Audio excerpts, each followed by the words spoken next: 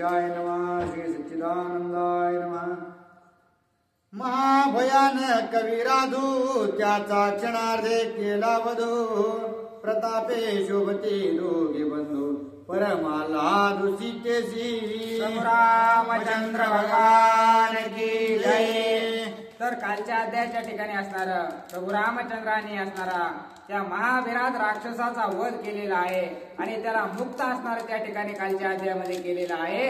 आणि ज्यावेळेस सीता मातांनी दोघांनाही भावाला प्रभू रामचंद्राला आणि लक्ष्मणजीला त्या राक्षसाचा घात केल्याच्या नंतर पाहिलं त्यावेळेस अतिशय तेजस्वी असणारे दोघंही दिसू लागलेले आहेत आणि दोघा भावांना असणारे एकत्र पाहून सीता मातांना अतिशय आनंद वाटू लागलेला आहे. मग तिघे जणे वेगेसी निघाले शरभंग आश्रमासी. मार्ग क्रमिता कोशी त्या आश्रमासी देखील. मग तेथून असणारा त्या विराधाचा वध केल्याच्या नंतर प्रभू रामचंद्र लक्ष्मणजी आणि सीता माता ज्या ठिकाणी असणारा शरभंग ऋषींचा आश्रम होता त्या आश्रमाच्या दिशेने असणारा निघालेले आहेत. तै शरभंग तपोराशी तो न्यावया ब्रह्मलोकाशी. ब्रह्मयाने धाडिले इंद्राशी विमानेशी हंसयुक्त. आणि त्या शरभंग ऋषी असणारे प्रभू रामचंद्राची वाट बघत त्यांच्या आश्रमामध्ये बसलेले होते. त्यांना नेण्यासाठी असणारा ब्रह्मदेवांना असणारा हंसयुक्त विमान असणारं त्या ठिकाणी त्या शरभंग ऋषींना न्यायला पाठवलेलं होतं असं असणारं त्या ठिकाणी ग्रंथकर्ते सांगत आहे. हंसयुक्त विमानेशी वैसावया सामर्थ्य नाही इंद्रासी. पुढे घालून विमानाशी इंद्र रथेशी आश्रमा आला. आणि हंसयुक्त जे विमान आहे त्या विमानात बसण्याचं सामर्थ्य असणाऱ्या इंद्रदेवाकडे सुद्धा नाही. एवढे सामर्थ्यवान असणारे ते शरभंग ऋषी आहेत असं एकनाथ महाराज सांगू लागलेले आहेत. आणि त्या रथामध्ये न बसता तो हंसयुक्त रथ असणारा त्या शरभंग ऋषींना नेण्यासाठी पाठवलेला आहे. आणि त्याच्या पाठोपाठ आपल्या साध्या रथावर बसून इंद्रदेव असणारे त्या शरभंग ऋषींच्या आश्रमामध्ये त्यांना न्यायला आलेले आहेत. जे विमाने बैसवेना इंद्रासी ते विमान धाडिले शरभंगासी.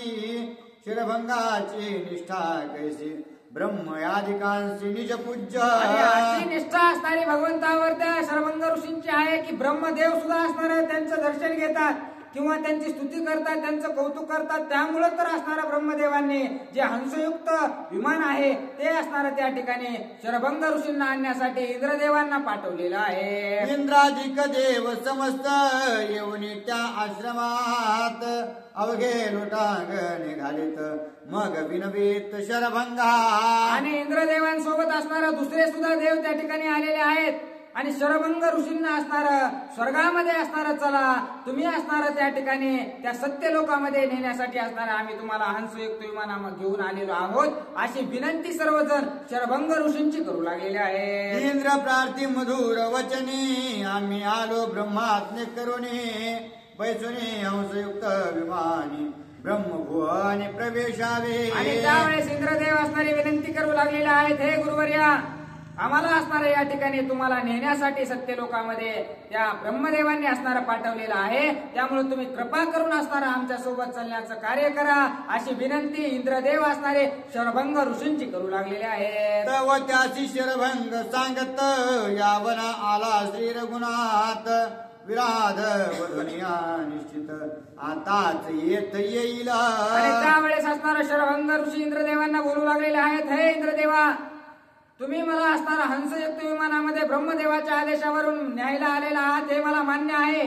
परंतु प्रभू रामचंद्र हे असणारे आताच त्या विराधाचा वध त्यांनी केलेला आहे आणि काही क्षणातच असणारे त्या ठिकाणी प्रभू रामचंद्र माझ्याकडे येत असतील असं असणारा शरभंग ऋषी त्या शरभंग ऋषी असणाऱ्या इंद्रदेवांना बोलू लागलेले आहेत. न घेता श्रीराम दर्शन मज न लगे ब्रह्म सदन. तुम्ही घेऊन जावे विमान मी येईल निज सत्ता. आणि एवढी सत्ता त्या ठिकाणी असणाऱ्या त्या शरभंग ऋषींची आहे. एवढं तपाचं सामर्थ्य त्यांच्याकडे आहे की स्वतः ब्रह्मदेवांनी त्यांच्यासाठी हंसयुक्त विमान असणारं पाठवलेलं आहे. ज्या विमानात बसण्यासाठी असणारं स्वतः इंद्रदेव सुद्धा असणारं त्या विमानात बसू शकत नाही अशा प्रकारचं विमान असणारं शरभंग ऋषींना पाठवलेलं आहे. परंतु ते म्हणू लागलेले आहेत की मला असणारं त्या सत्यलोकाची काही गरज नाही. त्या प्रभू रामचंद्रापुढे ते सत्यलोक मला तुच्छ आहे. मला जेव्हा माझ्या मनाला वाटेल त्यावेळेस असणारं मी त्या ठिकाणी सत्यलोकामध्ये येईल. आता मला प्रभू रामचंद्राची भेट पहिली असणारी त्यासाठी माझ्यासाठी पूजनीय आहे असं असणारं त्या ठिकाणी शरभंग ऋषी इंद्रदेवांना बोलू लागलेले आहे. श्रीरामाच्या भेटी पुढे ब्रह्मभुवन ते काय सेवा पुढे मज तेथे येणे घडे ब्रह्म या पुढे सांगावे. देवा जा तुम्ही असणारा जाऊन ब्रह्मदेवाला सांगा की स्वतः असणारा जो जगाचा पोशिंदा प्रभू रामचंद्र आहे त्याच्या पुढे असणारा जे ब्रह्मलोक आहे सत्यलोक आहे ते काहीच नाही. त्यामुळे मी त्यांची भेट घेऊन माझ्या मनाला जेव्हा वाटेल तेव्हा असणारा सत्यलोकात मी येईल असा निरोप तुम्ही माझा असणारा ब्रह्मदेवाला द्या असं इंद्रदेवांना असणारा शरभंग ऋषी सांगू लागलेले आहे. ऐसे शरभंग बोलत कर जोडून इंद्र ऐकत तव पात्रा श्री रघुनाथ तोही देखत इंद्राचे. आणि कशामुळे एवढं सामर्थ्य असणारं त्या शरभंग ऋषीकडे होतं कारण स्वतः इंद्रदेव हात जोडून उभे राहिले म्हणजे असणारं तेवढं सामर्थ्य त्यांनी तपाच्या जीवावर केलेलं होतं. तेवढं महान तप असणारं त्यांनी केलेलं होतं. त्यामुळे असणारा स्वतः इंद्रदेव सुद्धा असणारा हात जोडून विनंती करू लागलेले होते की एका बाजूला असणारा हात जोडून त्या ठिकाणी इंद्रदेव आहेत, दुसऱ्या बाजूला शरभंग ऋषी त्यांना बोलत आहेत. असा त्यांचा संवाद चालू असताना त्या ठिकाणी प्रभू रामचंद्र दुरून येताना दोघांनी पाहिलेले आहे. सोली व सूर्याची प्रभा की तो अग्नीचा निज गाभा तैसी इंद्राची अंग प्रभा निज शोभा शोभत. आणि एकनाथ महाराज असणारा त्या ठिकाणी इंद्रदेवाचं रूप कसं होतं त्याचं वर्णन करू लागलेले आहे. जशा प्रकारे असणारा सूर्याला सोलावं आणि सोल्याच्या नंतर मध्ये सूर्य असणारा किती तेजोमय असेल तशा प्रकारचं तेज असणारे इंद्रदेवाचं आहे. आणि जशा प्रकारे अग्नीचा गोळा असतो तो गोळा जशा प्रकारे दैदिप्यमान दिसतो तशा प्रकारची शोभा इंद्रदेवांची शोभू लागलेली होती असं असणारे एकनाथ महाराज सांगत आहेत. धरा नातळोनी अधर रथ शोभे वारू विचित्र मस्तकी चंद्र प्रभच्छत्र युग्म चामर ढळताये. आणि रथाचं असणारं वर्णन केलेलं आहे. लखलखीत अशा प्रकारचा त्यांचा रथ आहे. त्याला असणारे दैदिप्यमान अशा प्रकारचे फुलं लावलेले आहेत. आणि दोघं जण असणारे इंद्रदेवाला वारा घालायला सुद्धा आहेत कारण भगवंत अशा प्रकारचे आहेत. इंद्रदेव म्हणजे स्वर्गाचे असणारे जे मेन कार्यकर्ते आहेत ते असणारे इंद्रदेव आहेत. म्हणून त्यांना असणारा हवा घालण्यासाठी सुद्धा दोघं जण ते सोबत घेऊन आलेले आहेत. देवगण मरुद्गण इंद्रासवे सिद्ध चारण सवे बृहस्पती गुरु सज्ञान तीर गुणंदन देखिला. आणि इंद्रदेवांसोबत कोण कोण आलेलं होतं तर असणारा बृहस्पती जे त्यांचे गुरु आहेत त्यांना घेऊन असणारा इंद्रदेव आलेले होते. आणि त्या ठिकाणी त्यांच्यासोबत असणार सिद्ध चारण देवगण मरुद्गण हे सर्वजण असणारे विनंती करण्यासाठी किंवा त्या ऋषींना घेऊन जाण्यासाठी विनंती करण्यासाठी त्या सर्वांना घेऊन इंद्रदेव असणारे त्या ऋषींच्या आश्रमात आलेले होते. सीता सौमित्र श्री रघुनाथ देखता अवघे झाले कद्योत श्रीराम प्रभा अत्यद्भुत देखून विस्मित सुरसिद्ध. आणि ज्या वेळेस असणाऱ्या या तिघांनाही ज्या वेळेस या सर्वांनी पाहिलेलं आहे त्यावेळेस असणार आदित्य असणारं इंद्रदेवाचे वर्णन कसं केलं होतं की जशा प्रकारे सूर्य सोलावा सोल्याच्या नंतर त्याचा गाभा जेवढा दैदिप्यमान असावा तसं असणारं तेज इंद्रदेवाचं होतं. पण ज्या वेळेस प्रभू रामचंद्र त्या ठिकाणी आलेले आहेत त्यावेळेस इंद्रदेव कसे दिसू लागलेले आहेत तर एखाद्या असणारं सूर्यापाशी एखाद्या मच्छरानं जावं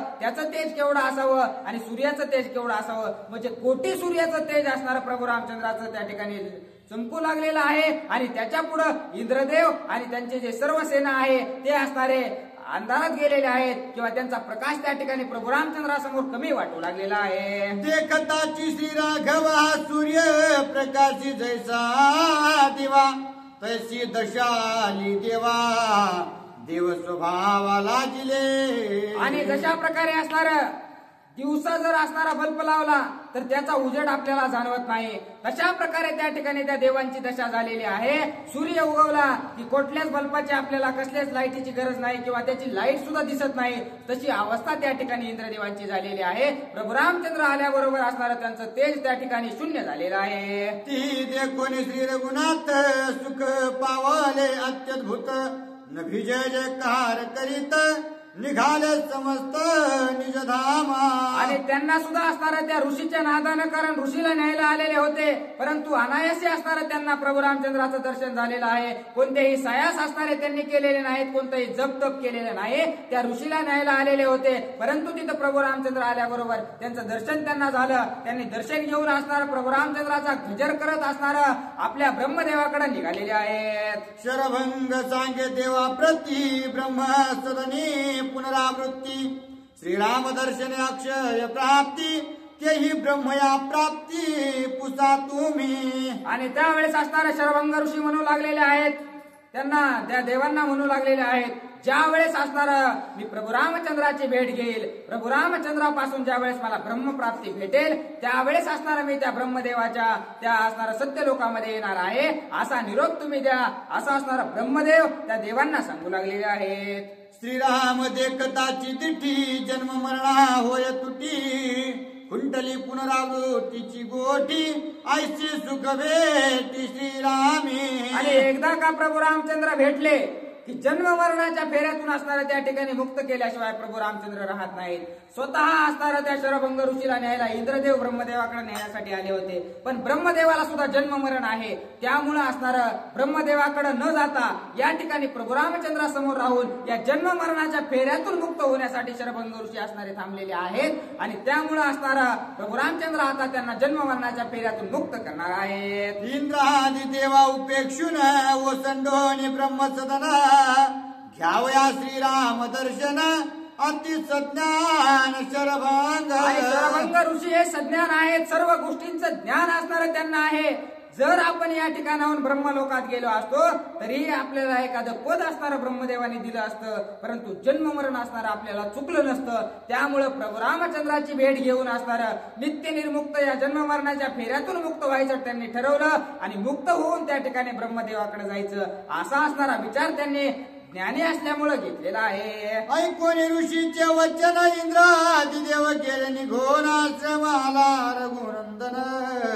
केले नमन शरभंगा. आणि ऋषींचं सर्व काही ऐकून इंद्रदेवांनी घेतलेलं आहे आणि ते आपल्या धामाला निघून गेलेले आहेत. त्या ठिकाणी असणारं प्रभू रामचंद्र लक्ष्मणजी आलेले आहेत, त्यांचं दर्शन असणारं त्या ठिकाणी शरभंग ऋषींनी घेतलेलं आहे. असं असणारं श्रीरामे वंदिले ऋषीचे चरण. सीताने लक्ष्मण दोघी घातले लोटांगण. मस्तकी चरण वंदिले. रामचंद्राने त्या ठिकाणी ऋषींचं दर्शन घेतलेलं आहे. सीता मातेनं लोटांगण असणारं त्या ऋषींच्या समोर घातलेलं आहे. लक्ष्मणजीने असणारं सुद्धा त्या शरभंग ऋषींचं दर्शन घेतलेलं आहे. ऋषीने दिधले आलिंगन. मधुपर कविधीने पूजन. पूजोन्या श्री रघुनंदन. सावधान बैसले. आणि ऋषीने असणारं जे काही आदरातिथ्य असतंय ते असणारं केलं, त्यांना असणारं चहा पाणी असणारं प्रभू रामचंद्रांना केलेलं आहे. आणि केल्याच्या नंतर त्यांची पूजा अर्चना असणारं सर्व काही करून त्या ठिकाणी स्तब्ध असणारं दोघं तिघ जण बसलेले आहेत. श्रीराम पुषे ऋषी प्रती. इंद्राधिक देव पंथी. आले होते आश्रमाप्रती. कोणी आरती ऋषीवर्या. आणि त्यावेळेस प्रभू रामचंद्र बोलू लागलेले आहेत, हे गुरुवर्या, तुमच्या असणाऱ्या आश्रमामध्ये आताच इंद्रदेव असणारे सर्व देव त्यांच्या ऋषी सोबत असणारे कशासाठी आलेले होते, अशा प्रकारचा प्रश्न प्रभू रामचंद्रांनी शरभंग ऋषींना विचारला. ऐकोनी श्रीरामाचे वचन शरभंग विस्मयापन्न. न करिता जप तप ध्यान. दिव्य दर्शन श्रीराम देखे. आणि ज्यावेळेस प्रभू रामचंद्रांनी असा प्रश्न विचारला त्यावेळेस शरभंग ऋषींना आश्चर्य वाटू लागलेलं आहे, कारण देव बघायला सुद्धा असणार काहीतरी जप तप किंवा त्याचं पुण्य तेवढं लागतं. तशा प्रकारे असणारं प्रभू रामचंद्रांनी तर कोणतं जप केलेलं नाही, कोणतं तप असणारं त्यांच्या हातून घडलेलं नाही. मग आमचं जे दिव्य दर्शन असणारं झालं, आमची जी दिव्य भेट असणारी इंद्रदेवाची आणि माझी झाली, ती प्रभू रामचंद्रांना बघण्याचं सामर्थ्य कुठून आलं, अशा प्रकारचा विचार शरभंग ऋषी करत आहे. दिव्य चक्षु श्रीरामाचे पोटी. श्रीराम देखे अखिल सृष्टी. श्रीरामे दाटो की ब्रह्मदृष्टी. देखून या पोटी श्रीराम. आणि त्यावेळेस ते विचार करू लागलेले आहेत की असणार प्रभू रामचंद्राच्या पोटामध्येच असणार जे काही सर्व जग आहे ते सामावलेलं आहे. त्याच्यामुळे त्यांना दिव्य दृष्टीची गरज नाही. जे काही होणार आहे होत आहे आणि जे काही भविष्यात घडणार आहे हे सर्व काही ज्ञान असणार प्रभू रामचंद्राला आहे. हे असणार शरभंग ऋषींना कळून चुकलेलं आहे. वेदशास्त्रांचे निज वर्म श्रीराम केवळ परब्रह्म. दीन तारावया वनोद्गमा विश्राम धाम श्रीराम. आणि प्रभू रामचंद्र कोण आहेत? वेदांचं जे वर्म आहे, कारण वेद ज्याच्या जीवावर चालतात ते असणारे प्रभू रामचंद्र आहेत.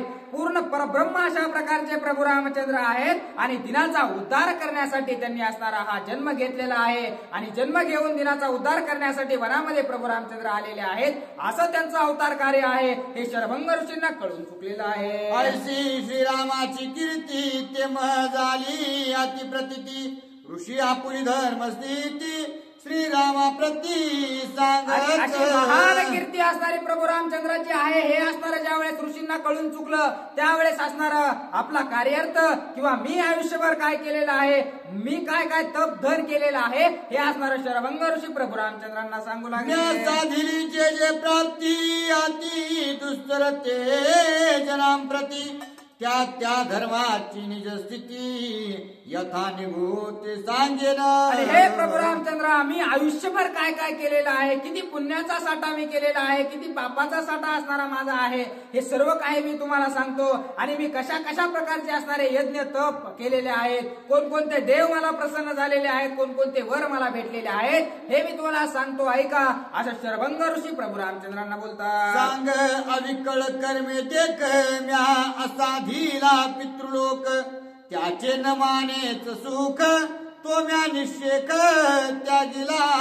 आणि मी असणार अविकळ कर्म केले, अतिशय असणारे अविकळ होऊन असणार त्या ठिकाणी देवाची भक्ती केली. माझ्या शरीरामध्ये कसलाही प्राण न ठेवता ज्यावेळेस देवाची भक्ती केली त्यावेळेस देवानं असणार खुश होऊन मला पितृलोक असणारा अर्पण केलं. त्या पितृलोकामध्ये राहण्यासाठी मला असणारा परमिशन दिली किंवा त्या पितृलोकात राहण्याचा मला असणारा मार्ग मोकळा केला. परंतु त्यातही मला सुख वाटलं नाही म्हणून मी त्याचा सुद्धा त्याग केला असं शरभंग ऋषी सांगू लागलेले आहेत. करुणी शत सोमयाग म्या साधीला स्वर्ग भोग.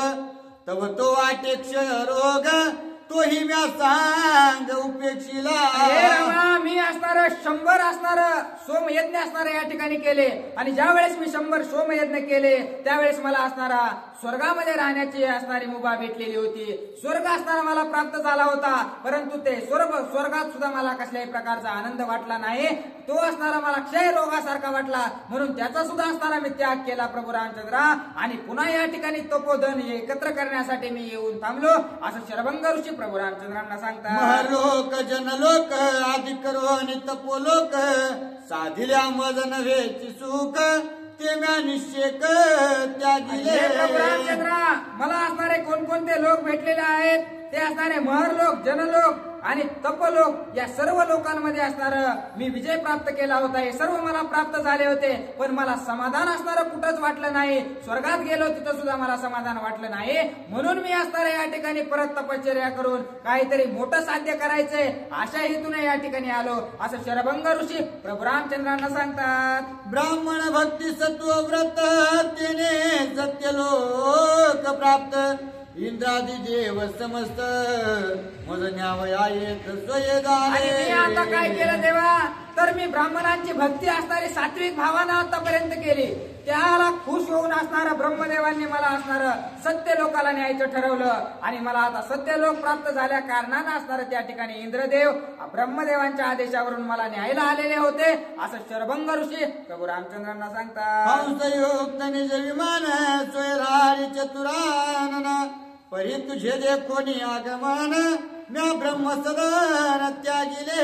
आणि हंसयुक्त विमान मला नेण्यासाठी प्रभू रामचंद्र ब्रह्मदेवांनी पाठवलेलं होतं. परंतु मला कळालं की प्रभू रामचंद्र माझ्याकडे येत आहेत म्हणून मी असणारा त्या सत्य लोकांचा सुद्धा त्याग प्रभू रामचंद्रा केला असं असणार शरभंग ऋषी प्रभू रामचंद्रांना बोलतात. लोक लोकांतर प्राप्त ऐसे पुण्य केले अद्भुत.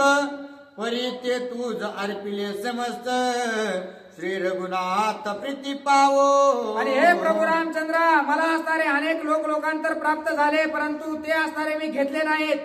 त्या सर्वांचा त्याग मी केला, त्यामुळं पुण्याच्या राशी असणारे या ठिकाणी माझ्यापाशी लागलेले आहेत. ते पुण्य असणारे या ठिकाणी मी तुमच्या चरणावर अर्पण करत आहे. कारण पाप आणि पुण्य जेव्हा एका तराजूत येईल तेव्हाच असणारे त्या माणसाला मुक्ती भेटू शकते. नाहीतर थोडंफार पाप जरी जास्त असलं तरी पुनर्जन्म घ्यावा लागतो, आणि पुण्य जरी असणारं थोडं जास्त असलं तरी असणारं त्याला परत जन्माला यावं लागतं. म्हणून असणारं या ऋषींचं पुण्य जास्त झालेलं होतं.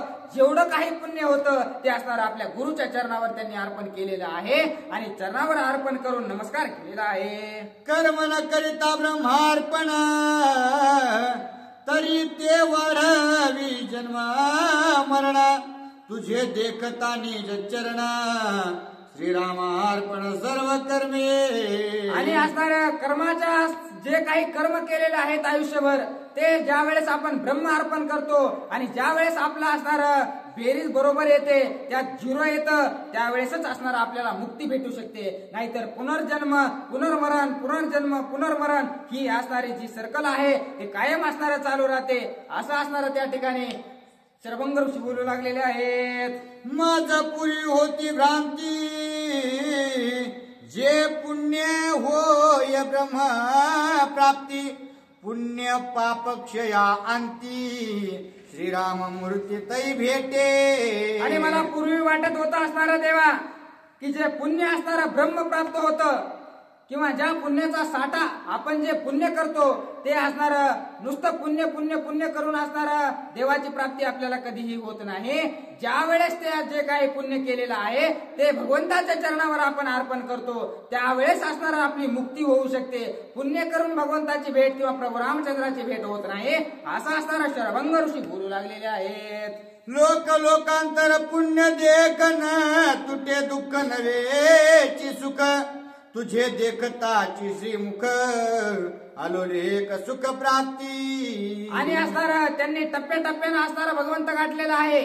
आधी लोकांतर प्राप्त केले, सर्व ज्या वेळेस प्राप्त करून झालं, सर्व देवांचा असणारा ज्या वेळेस आशीर्वाद प्राप्त झाला, त्यावेळेस शेवटाला असणारा त्यांना प्रभू रामचंद्र भेटलेले आहेत, आणि प्रभू रामचंद्रांनी त्यांना मुक्त केलेलं आहे. आधी तप दहन करून असणारे त्या ठिकाणी स्वर्गाला गेले. स्वर्गाला गेल्याच्या नंतर त्या ठिकाणी दुसरे जे 2-4 लोक आहेत त्या लोकांमध्ये सुद्धा असणारे गेले, पण कुठेही समाधान त्यांना भेटलं नाही. शेवटी समाधानासाठी त्यांना प्रभू रामचंद्राच्या जवळच जावं लागलं.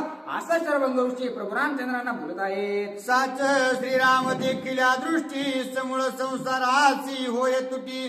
निष्काम पुण्याच्या कोटी, तै तुझी भेटी श्रीराम. आणि प्रभू रामचंद्राची भेट व्हायची असेल तर काय करावं लागतं की जे आपण पुण्य असणारं करतो ते निष्काम अशा प्रकारचं ज्या वेळेस पुण्य करू, कारण कसलाही स्वार्थ असणारा ज्या पुण्यामध्ये नाही, अशा प्रकारचं जर पुण्य कोट्यावधी जर केलं तर प्रभू रामचंद्रा तुमची भेट होते. आणि तसंच असणारं या शरभंग ऋषींचं झालेलं आहे, म्हणूनच त्यांना प्रभू रामचंद्राची भेट झालेली आहे. तुझे भेटी लागी जाण सांडिले सत्य लोक गमन.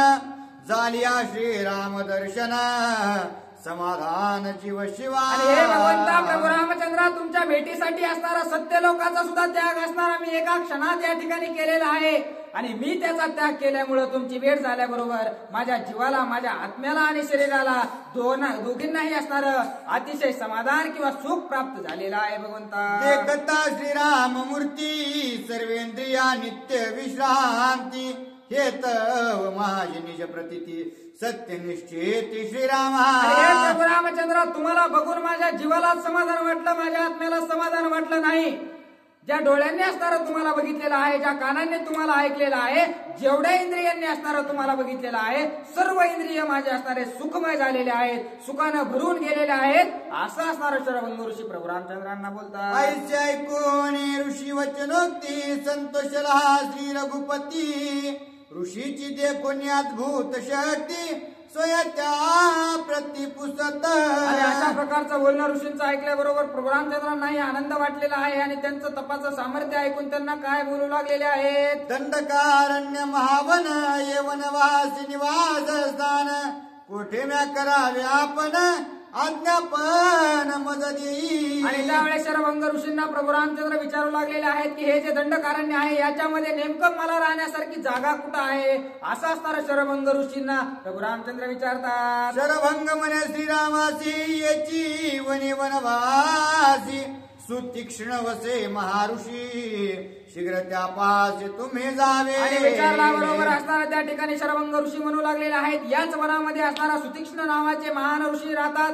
त्यांच्या आश्रमामध्ये जाऊन असणारा त्या ठिकाणी तुम्ही वास करा, त्या ठिकाणी राहा असं असणारं शरभंग ऋषी सांगतात. तो तुम्हासी वनवासी वस्ती सांगेल यथास्थिती जेणे वासे श्रीराम कीर्ती यश त्रिजगती वाढेल. आणि तुम्ही असणाऱ्या त्या सुतीक्ष्ण असणाऱ्या ऋषीच्या आश्रमात गेलात की तो असणार तुम्हाला योग्य जी जागा आहे ती जागा सांगतील आणि त्या ठिकाणी राहून तुमची कीर्ती असणारी तिन्ही जगात होईल भगवंता असं शरभंग ऋषी बोलतात. येण्याची पंथे महाप्राज्ञा जावे सुतीक्ष्ण ऋषी दर्शना परी काही एकाचे विज्ञापन ऐक्य सर्वज्ञ श्रीरामा. आणि तुम्ही ज्या मार्गाने आलेला आहात ह्याच मार्गाने सरळ तुम्ही चालत गेलात की असणारा सुतीक्ष्ण नावाचे जे ऋषी आहेत त्या ठिकाणी तुम्ही जाऊन पोहोचताल. परंतु जाता जाता भगवंता माझी एक विनंती ऐकून जा. तुझे देखताची चरण दृश्य दृष्टा नाही दर्शन कुंटले भव भयाचे भान गमन आगमन मज नाही. आणि हे प्रभू रामचंद्र तुमचे पाय बघितल्याबरोबर असणारा माझी जी त्रिपुटी आहे दृश्य द्रष्टा आणि दर्शन ही त्रिपुटी असणारी या ठिकाणी मावळलेली आहे. आणि एकदा का तुमचे चरण बघितले त्यांना स्पर्श केला की गमनागमन म्हणजे पुन्हा जन्म घ्यायचा नाही पुन्हा मरायचं नाही नित्य मुक्त अशा प्रकारचे आम्ही होऊन जाऊ असं असणारा त्या ठिकाणी शरभंग ऋषी बोलतात. तरी प्रारब्ध बळीय सृष्टी अनिर्वाच त्याची गोष्टी ते मज येथे दाटो वाटी नेते उठावोट सत्य लोका. आणि तरीही असणारा माझा प्रारब्ध जो आहे भगवंता तो असणारा अतिशय बळिष्ठ अशा प्रकारचा आहे आणि त्यामुळं मी असणारा या ठिकाणाहून सत्य लोकाला जाणार आहे असं असणारं त्या ठिकाणी ते शरभंग ऋषी बोलू लागलेले आहेत. माझे अदृष्ट देखणे ब्रह्मयाने धाडिले विमान ते म्या निवारिले जाण तुझे दर्शन घ्यावया. तुमच्या दर्शनासाठी ब्रह्मदेवाचं विमान सुद्धा मी नाकारलं भगवंता असं बोलतात.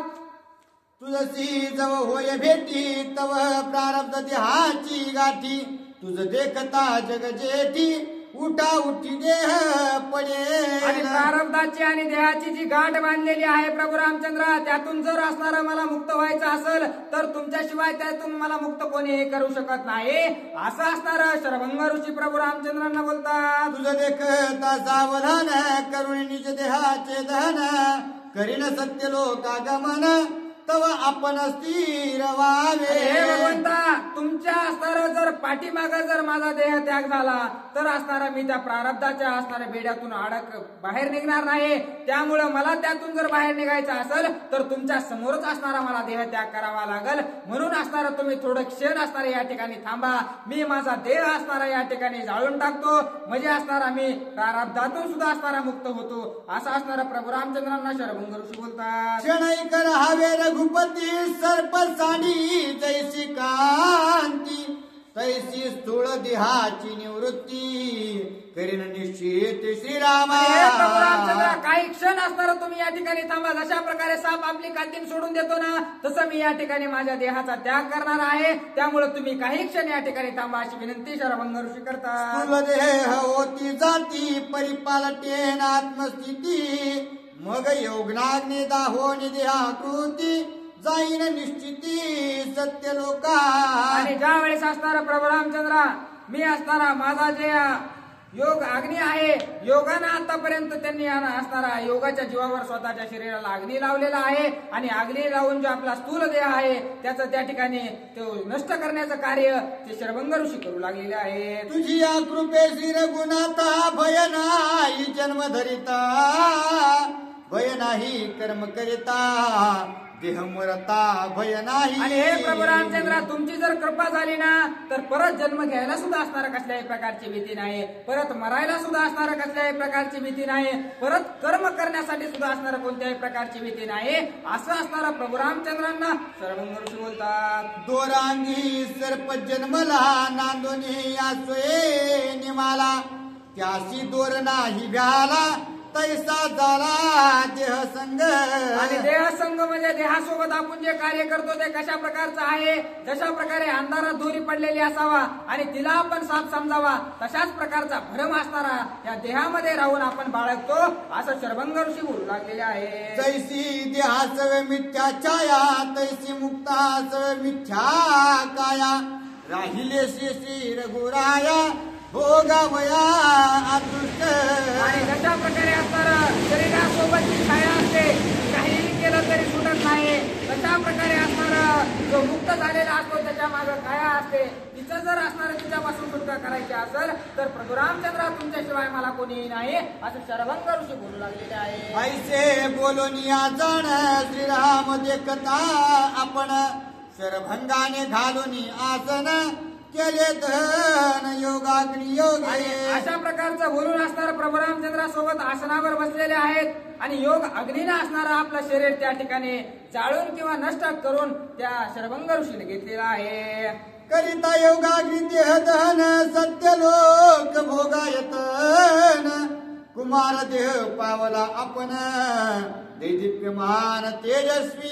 आणि ज्या वेळेस असणारं त्या योग अग्नीमध्ये आपलं शरीर त्यांनी जाळून टाकलेलं आहे, ते जीर्ण झालेलं अशा प्रकारचं शरीर होतं, त्यावेळेस असणारं कुमार देह असणारा त्यांना प्राप्त झालेला आहे. अतिशय दैदिप्यमान अशा प्रकारचं रूप त्यांचं दिसू लागलेलं आहे आणि ते रूप धारण करून असणारं तेजस्वी रूप धारण करून सत्य लोकाला जाण्यासाठी सज्ज झालेले आहे. याज्ञिक साधिती स्वर्ग भुवन त्याहून याचे महत्व घन अश्वमेध राजसूय यज्ञ त्याहून गहन महिमा याची. आणि सत्य लोकाला जाण्यासाठी असणारं महान तप करावं लागतं, कारण जे यज्ञ करतात ते असणारं स्वर्ग भुवनाची प्राप्ती असणारी त्यांना होते. जे अश्वमेध यज्ञ करतात, राजसूय यज्ञ करतात त्याच्यापेक्षा सुद्धा महान तप असणारं सत्य लोकात जाण्यासाठी करावं लागतं असं ग्रंथ ते सांगत आहे. क्रमुनी या पितृस्थान क्रमुनी स्वर्ग महाजन क्रमुन्या देव सदन विराजमान सत्य लोकी. आणि कुठं गेलेलं आहे, ज्या ठिकाणी त्यांचे पिता होते त्यांची सुद्धा पितृस्थानात जाऊन त्यांनी भेट घेतलेली आहे